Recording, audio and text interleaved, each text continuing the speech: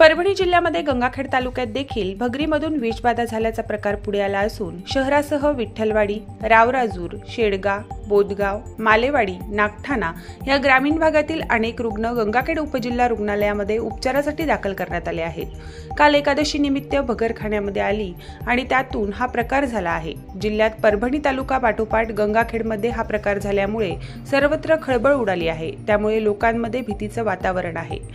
तुमचं गाव कोणतं आहे? विठ्ठलवाडी। काय झालं तुम्हाला? उलट्या होऊ लागल्या। कशामुळं?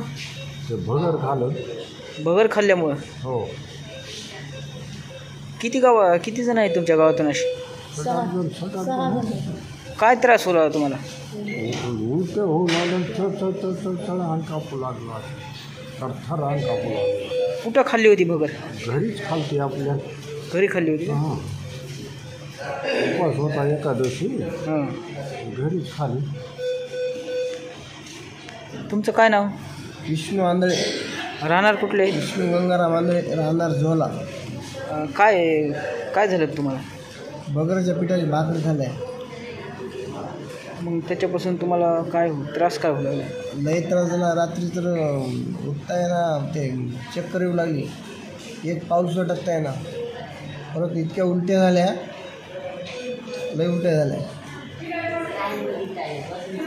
मग तसंच गाडी करून दवाखान्यात आला।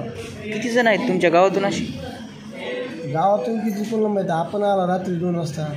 बरोबर। आता तब्येत तुमची बरी आहे का? हो, आता जरा बरं वाटलं। प्रतिनिधी राजकुमार मुंडेसह मी अबोली जोशी, DLP न्यूज, गंगाखेड।